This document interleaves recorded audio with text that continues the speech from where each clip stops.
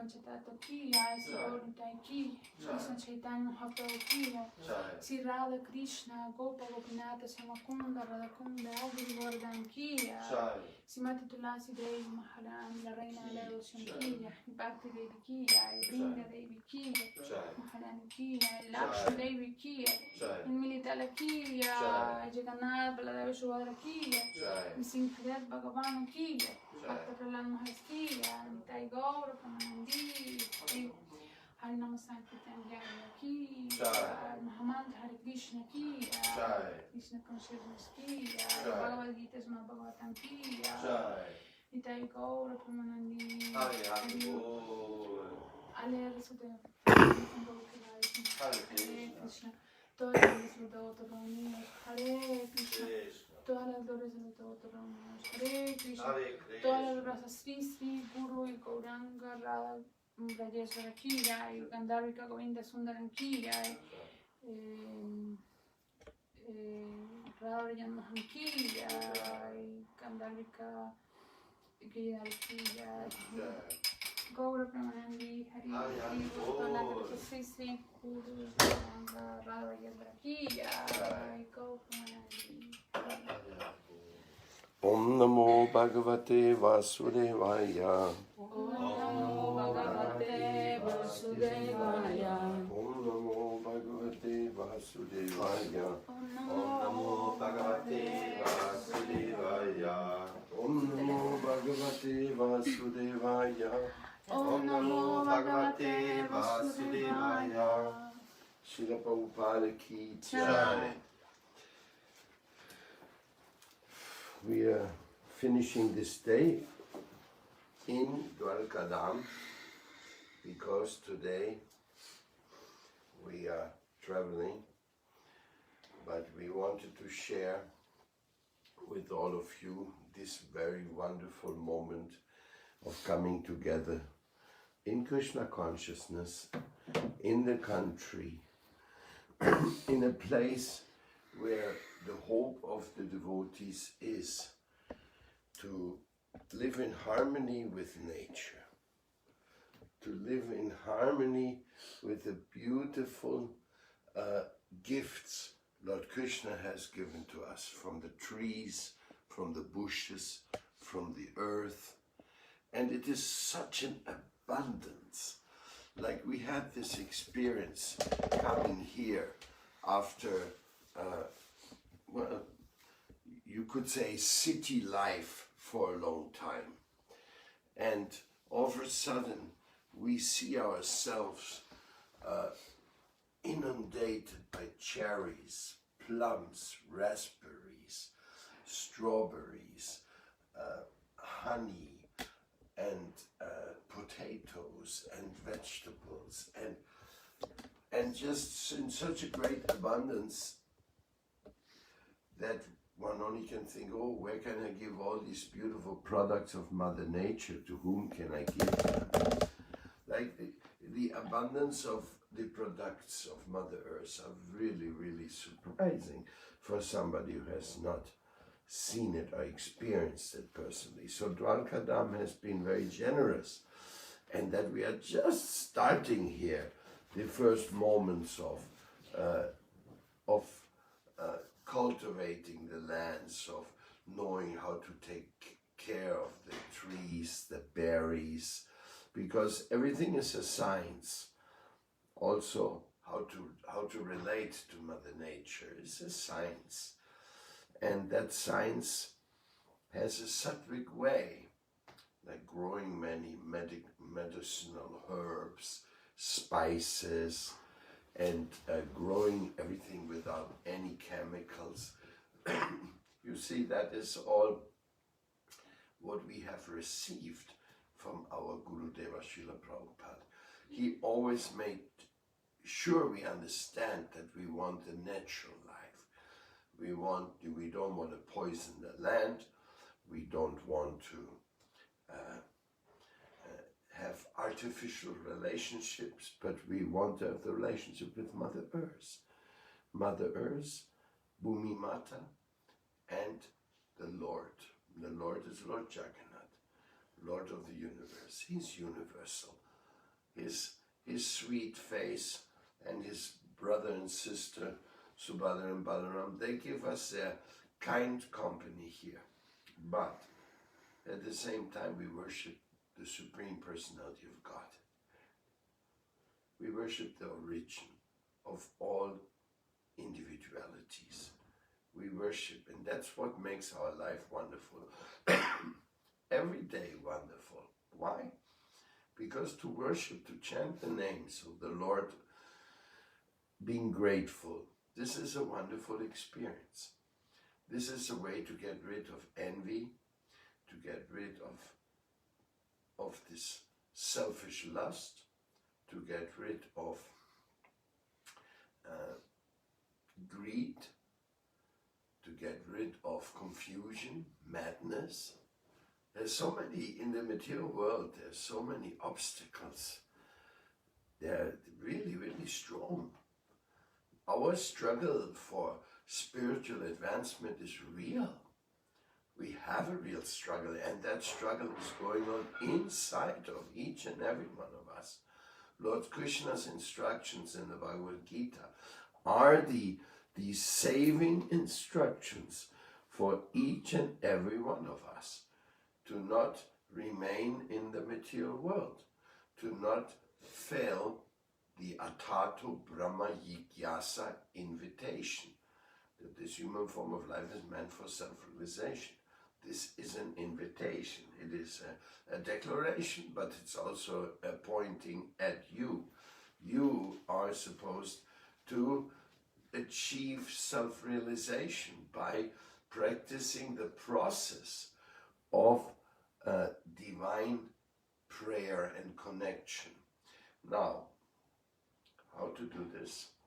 We are taking help from the great sages, from the great yogis, from the great self-realized souls who have lived a life for God, the Mahajans.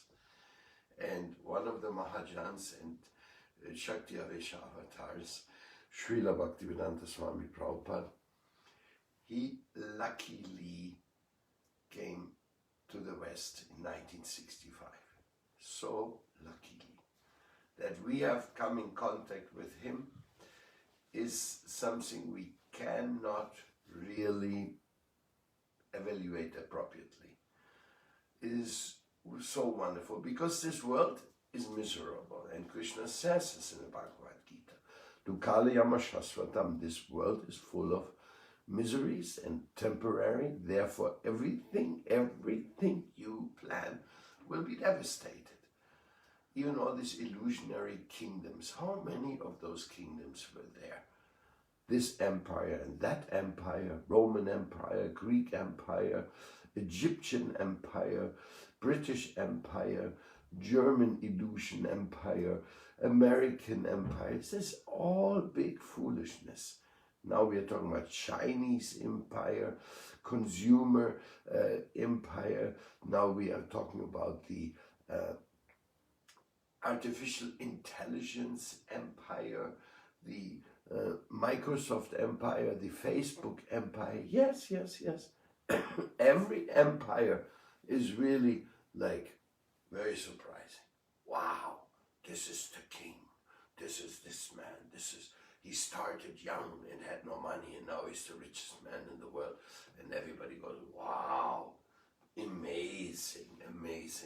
Yes, amazing shows of Maya, because nothing of this will prevail. Nothing. Your castles will either remain empty or shattered by earthquakes. But you and nobody else will maintain there. That's why when we visit old buildings, which you can see there everywhere, as a matter of fact, in this real estate boom, they're building, they have no people who have the money to live in there. That's why many of the most opulent places in this world, they're empty. It's amazing, hardly you can believe it, but again, true. Everything is true. Illusion is a test, illusion is a challenge, but it's a fact. The only thing which is real beyond this, that is the soul, and this relationship to our origin. Now, this is something, I mean, you want to look at the universe, my God. The universe is so, so, so wonderful, so amazing, so huge that you can think, oh, I'm very fortunate to be part of this universe. Yes, you are. It doesn't matter how many cheaters and how many murderers and how many confused people run around this world. Yes, this is part of it, but the overall wonderfulness of this creation, of the sun, of the earth, of everything, is just so amazing. It is such a, don't think about that it's like a movie, because it's not a movie. Movies are just like little specks, little drops of rain in the cosmic creation. But the overall, the big show which goes on, the cosmic show of which you are a cosmic particle in the cosmic show, having a cosmic purpose of your own, that is just wonderful. And that's what we have to focus on. We should not focus on the failures. We should not focus on the difficulties. We should not focus on the pains and sorrows, only to confirm, yes, Krishna, he was right. It is right what Krishna says. So we don't belong in this world. We don't belong here. We should not stay here. We should prepare ourselves for developing the greatest of all divine feelings, emotions, devotion, the greatest of all potential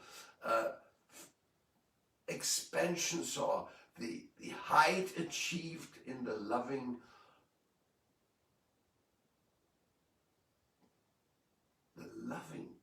potential of our existence. We have a potential of loving, and it's universal love. It is love for everyone. This is love for the Creator and love for the creation. That love is the Senate. That makes life really wonderful. Life is wonderful. The whole is wondrous, wonderful, but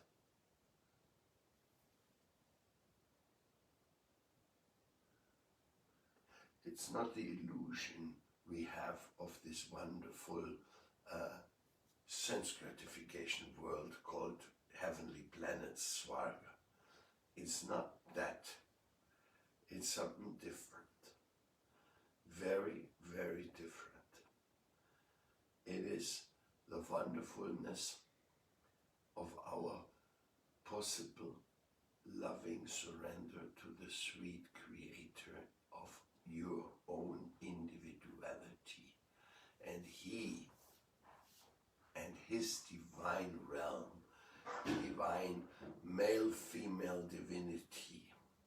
There's many names for it, but we like to call him Radha Krishna, Radha Govinda. He has created everything, and He's waiting for your love. And if you want to give your love to Him, to them, you have to give your love to your preceptors, your teachers, and to everybody who is co-created. And what does that mean? Well, some people are in ignorance, some people in passion, some people in goodness, and a very few people, they are climbing, or they reached Vishuddhasattva, divine dedication. They want to serve. They want to serve God. They want to do what they have to do. You see, we all do something, but do we do what we have to do? Sometimes they ask the children, can you tell me what you want to be when you're big? Do you want to be a pilot? Do you want to be a policeman? Do you want to be a teacher? Do you want to grow fruits in the country? What is it what you want to be in life? But the answer should be, I want to be a student and servant of the Absolute. That's nothing else which is supposed to be done and to be achieved. A student and a servant of the Absolute. What does it mean? But that you have to figure out. That is your challenge, my challenge, everybody's challenge, daily challenge. And that makes life wonderful. That challenge, that means your life is meaningful. Not you saying, oh, today I'm going to have a football match. Well, maybe so. Like, what a football match is a good example. People are so much into football, and then there's a football match, and then they lose the match, then they get frustrated, then they get drunk. Sometimes they even kill people. All based on the silly football. So much nonsense is going on. Because it is not the meaning of life to play football. It's not the meaning of life to be the winner of anything. The winner of life is the one who has divine love, who connects with the divine because you are divine. You are not born to be a football star. Yes, we have these famous names, Maradona, Pele, wow. They made so much money playing football. Yes, and so, where did they end up? No. Sitting on a bunch of money and material fame. This is not the meaning of life. This is just another trap of illusion. The material world is full of traps. You want to be captured by the different proposals of illusion. Yes, you can be trapped here for many, many lifetimes. You want to be a king? Why not? How many queens are there in the anthills? Yes, they have huge kingdoms and so many servants they have. Millions and billions of kings and queens. And you may, yesterday we went and visited the place of the kings of Bavaria in the royal times of Europe, how they were making some nice buildings they could live lavishly. Useless. Just another big illusion. And then comes all the cheating, then comes all the confusion. It's just amazing, amazing how much cheating is going on in the world of illusion. But it's the world of the cheaters and the cheated.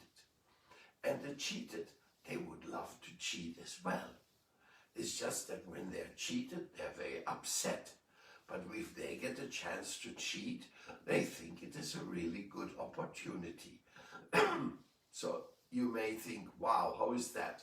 Well, just look in the world of Corona, how much cheating is going on.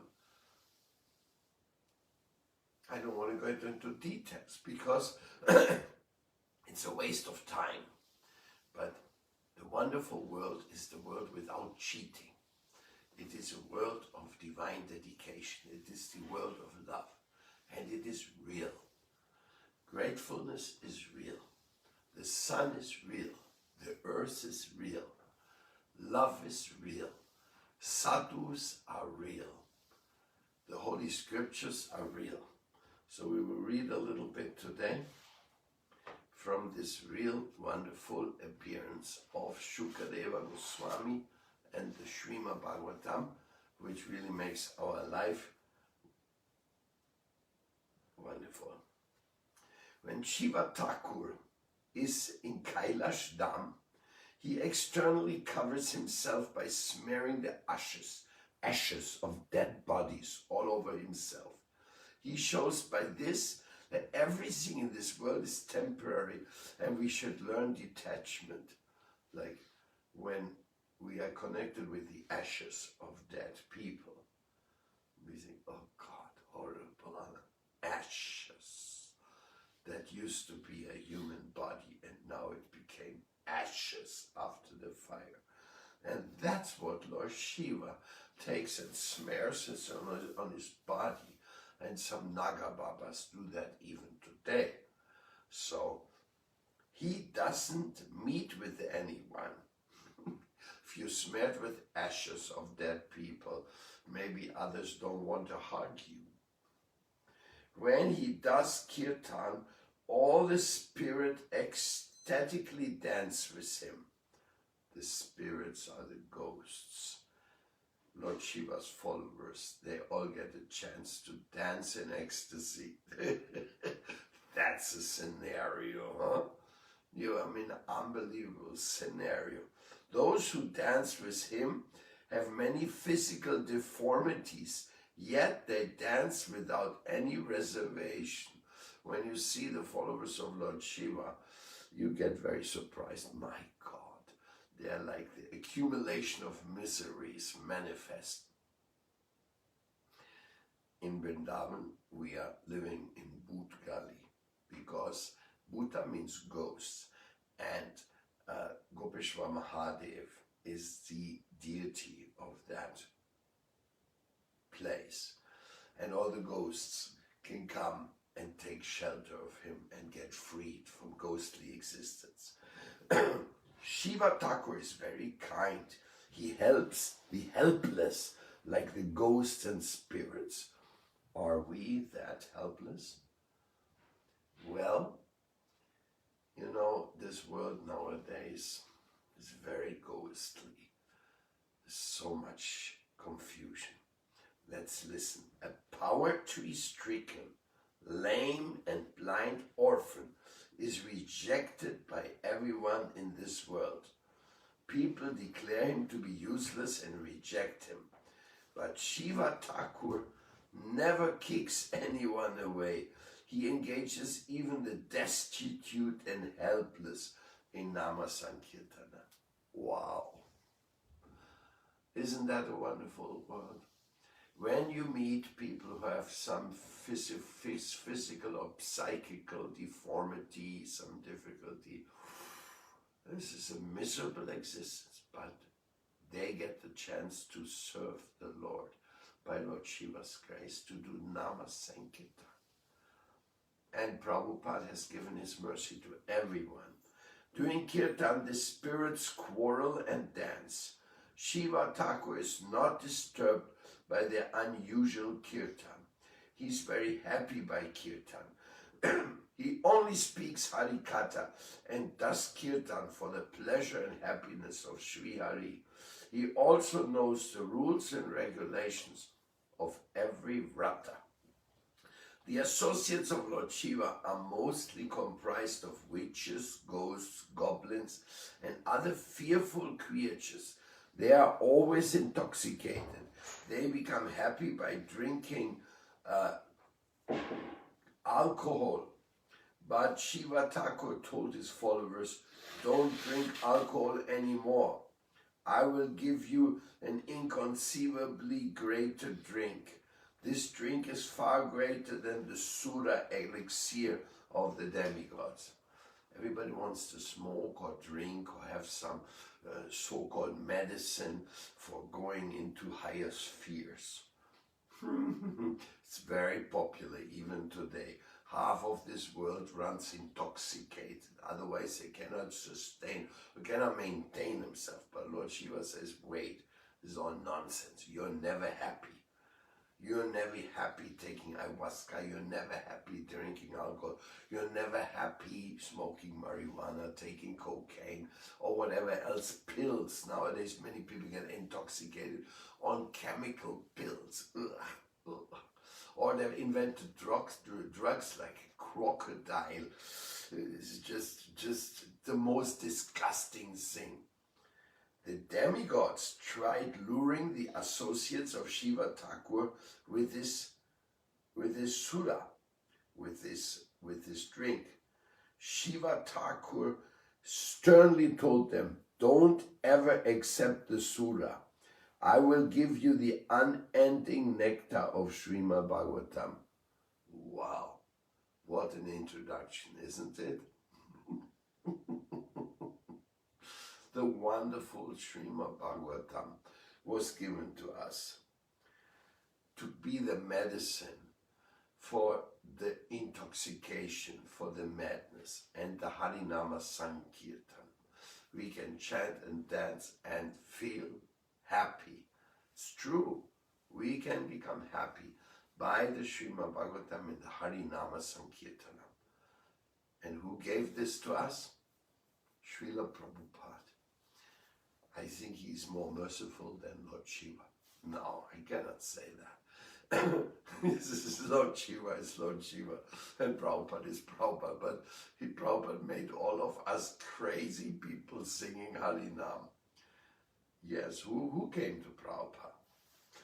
The divorced, those who had made abortions, those who would live in intoxication, those who had been coming out, the sons of the crippled Second World War, the people belonging to this cheating world of colonialism, of feeling superior over others, those who have mistreated the natives in Asia, America, those who have enslaved people in Africa and made them their servant or die type of relationships. Ghosts, witches, very interesting, you know. Very interesting that the movement of Srila Prabhupada went to the meat eaters, where everybody is just commonly having meat. And what is meat? Meat is the outcome of slaughterhouses, of cruelty against animals. Cruelty and exploitation on every level, where the women are just objects of selling some items, enjoyable prostitution, of any type of degraded version you can imagine. These are the people Srila Prabhupada preached to. Now they're talking about sexual liberation, but Srila Prabhupada said, the best sexual liberation is to be free of sex. No, not if you want to have children and a nice family. He didn't mean that. Free of this so-called sex enjoyment, which is supposed to make you happy while living in the world of lust, anger, greed. This is ghostly. We are the ghosts. We are the ghosts of Lord Shiva, who Srila Prabhupada is a Mahajan, Shakti Avishavatar, came to engage in devotional service. It's a little embarrassing to speak like that, because I also belong to this. I try to be happy as a hippie. Prabhupada said, no hippies will be happy. I make hippies into happies by making them devotees. Prabhupada had these slogans, stay high forever, chant Hare Krishna. Stay high. That's, people say stay high to take some intoxication. No. All this is nonsense. Lord Shiva said. And that's what Prabhupada said. Stop this intoxication. Stop marijuana. It's a marijuana silly thing, you know. That people smoking and smoking and smoking and smoking. And that's it. Nothing changes with them. They just remain as silly and foolish as before. Just a little smoke and they go a little, oh, this was nice marijuana. So, be freed by the Harinama Sankirtana. That is the invitation. This month of Vaishakha is very auspicious. Therefore, many people continuously organize the complete recitation of Srimad Bhagavatam, or else they engage continuously in Nama Sankirtan. By remembering even half a syllable of the Srimad Bhagavatam in this month, all forms of auspiciousness will be gained. This also holds true for a person who bases in the Ganga and worships Shalagram Shila and Tulasi Devi. The Vedas encourage us to be devotional. Again and again, to take a bath in the holy places, to go on pilgrimage, to read the Bhagavatam, to go on Harinama Sankirtan. That is the mission of Chaitanya Mahaprabhu.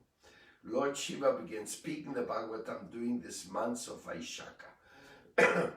Shiva Thakur told his associates, don't ever take anything from the demigods. They will cheat you and steal all your sukriti away. Then all of you will be orphans. Orphans, father, mother disappeared, died. This is very heavy. I've met many people in my life, their parents disappeared on them. Orphans, or somebody died, or divorce, father there, mother there, always fighting. This is very heavy. This material world is preparing a heavy ground of karma, where we pay for what we did in past lives. Like many times people have come to me, oh, I was mistreated, I was abused when I was a child. And they're like very traumatic. But the most helpful thing is to think, oh, this happened to me, then I must have done something like this in the past. So I can suffer the reactions to learn. Yes, this is the real truth of action-reaction. You do something wrong, you suffer for it, and then hopefully you learn not to do it again. And that this system works life after life is obvious. Because so many people suffer even while they're little children. So they haven't done anything wrong in this lifetime yet. So why do they suffer? They had to go through that for some very strong reason. And some people feel this is a very nasty way of declaring or explaining the misery. But they have no other explanation. But some people say that people were killed in the Second World War. That was their karma. And people got very upset. Oh, what is this nonsense? But they have absolutely no idea what makes it that people are undergoing miserable conditions. Because this world is misery and joy, all mixed together. For what? Don't go here and there. Just listen to the Srimad Bhagavatam. When Shiva Thakur started speaking the Srimad Bhagavatam, his associates fell fast asleep. Yes, I was in a class Srila Prabhupada gave in London. The devotees, they were so tired because they had worked all night to make this place wonderful for Prabhupada's appearance. And then Prabhupada said, please, all of you are so tired for sleeping, can you please sit in the rows behind? So he wanted to have some people looking and listening. No? So they slept soundly. Shiva Thakur thought, Baba, everyone is so happy because they have fallen fast asleep. Shiva would then start Sankirtan and everyone would dance to Shiva Thakur's Kirtan. But they would fall asleep when he would begin speaking on the Srimad Bhagavatam. So we can see the problem is not exactly new. People falling asleep in the class even took place when Lord Shiva was speaking the Bhagavatam. Also Sati was sitting on Shiva Thakur's lap. She also fell asleep listening to the Srimad Bhagavatam. Yet Shiva Thakur spoke Harikatha continuously in deep absorption, because someone would say at regular intervals, go on, go on. After 3 hours had passed, Sati awoke and said, what have you been saying all this time? Haven't you been listening? Asked Shiva Thakur. No. Why not? I was sleeping. You were sleeping? I was sleeping on your lap, so didn't you see me sleeping? No. Why? I'm absorbed in the eternal Leela. When I speak, I'm present in those pastimes. Therefore, I cannot see anybody. Then I've missed the opportunity to listen to Srimad Bhagavatam, Sati said. But who has been listening all this while? Who has been nodding and saying, go on? He has been drinking all this nectar without permission. Shiva Thakur looking around and saw a parrot hiding among the leaves of a mango tree. This parrot had been listening to the Bhagavatam. This parrot would nod and sound in consent and inspire Shiva Thakur to speak more. The parrot would sweetly say, "Yes, go on, go on." Shiva Thakur became very angry with the parrot. He said, "Hey parrot, why have you been listening without my permission? You were cheating me."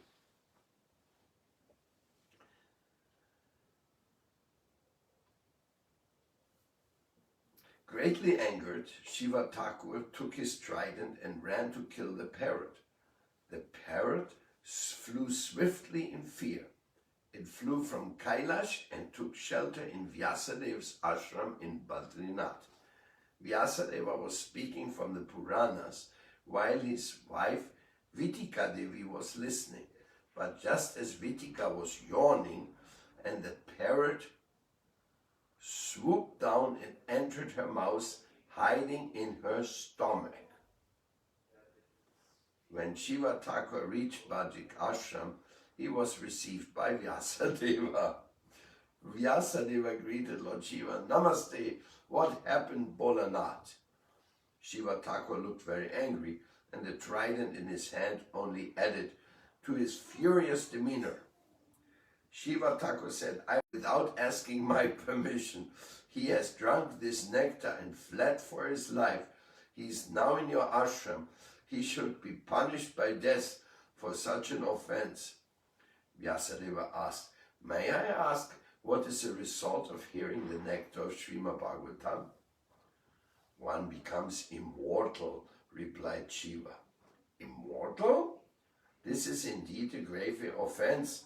But may I ask further, if the parrot has now become immortal, then how do you plan to kill it?" What stories? Shiva Thakur paused and replied, "That is true. It cannot be killed." He offered obeisance to Vyasadeva and returned to his abode. So this parrot actually belonged to Srimati Radharani. The parrot was previously residing in Varshana. The parrot or Shuka would always stay with Srimati Radharani. She would feed Shuka pomegranate seeds, grapes and other fruits. She would also feed him rice and milk. And sometimes Srimati Radharani would feed Shuka seeds of red chilies. Parrots like the seeds of chilies very much. Srila Jiva Goswami Prabhu has explained how this parrot serves Srimati Radharani in his Gopala Champu. When Srimati Radharani feels viraha, separation from Krishna, Sukha sings many names of Krishna. Sri Krishna Gopala Hare Mukunda Govinda He Nanda Kishora Krishna. Srimati Radharani herself taught these names of Krishna to the parrot. The parrot would then sweetly sing these names and make the nectar of Krishna's name enter the ears of Srimati Radharani. The parrot would bring so much joy to Srimati Radharani. Radharani would caress the parrot as he sweetly sang Krishna's name. At the time of Krishna's disappearance, Krishna requested Shuka to stay in this world to help people develop bhakti. Shuka flew all around the world, but he didn't come across anyone glorifying Krishna, the Braja Devis and the Brajavasis. Finally, when he came to Kailas, he heard the glories of the Brajavasi, as stated in the Srimad Bhagavatam being spoken by Shiva Thakur. So he became very happy. Then he flew from Kailash and entered the mouth of the wife of Vyasadeva. Upon Shuka entering her womb, she became pregnant. On the advice of Narada Rishi, Vyasadeva had previously established himself in Bhakti Yoga. Vyasadeva had darshan of Krishna Lila by Narada Rishi's grace, but many questions came to his mind. Who will distribute these glories and pastimes? Who will be the follower of the Brajavasis? Who has this greed? Who will be a pure brahmachari, always absorbed in transcendentalism? Who has this power? Who doesn't have any desire for respect, name and fame? I will speak the Bhagavatam to that person. He will then distribute what he had heard. His heart will not have space for anything else. He will only have a desire to drink Krishna's glories. In the meantime, Vyasadeva waited for many years, yet still the personality in the wife's stomach did not come out. He inquired, "Who are you, O great personality? Why don't you come out?" "I will never come out." "Why?" "Maya Devi is very strong. Everyone will contaminate me as soon as I come out. I will then forget everything. My love and affection will be divided among many. I will be shared. Consequently, I will be a vyabhichari. It will not be possible for me to remain a brahmachari. Everyone will try stealing me away. I will then lose my beloved Lord in the heart. But when will you come out? Only if Maya Devi is removed and will not disturb me. Vyasadeva prayed to Krishna and said, "Oh dear Krishna, this baby has been in the mother womb for 16 years now. He refuses to come out. Please withdraw the influence of your Maya." Krishna agreed and said, "I will remove the influence of Maya, but just for the time a mustard seed will sit on the edge of a blade." Hence, Maya Devi was removed for a fraction of a second. Shukadeva Goswami then immediately emerged from his mother's womb and ran in full pace. Otherwise, attachment would grab hold of him. Vyasadeva followed his son from behind. He thought, "Oh, this Mahapurusha is leaving." Running after Shukadeva Goswami cried out, "My dear son, my dear son." But only the trees echoed in response. Who is a son? Who is a father? All relationships in this world are illusory. Wow, this is really an amazing story. Oh Lord Shiva, Harinam Sankirtan of the ghosts. And you know who translated Srimad Bhagavatam to English and had it translated into all the languages of the world? After this story, you can imagine who was Srila Prabhupada. Who is Srila Prabhupada? We will continue this lesson. This is very, very, very valuable. A wonderful day in Krishna Consciousness is a day when the Srimad Bhagavatam is recited and the Harinam Sankirtan is sung. Jai Sri Radhe, Hare Krishna.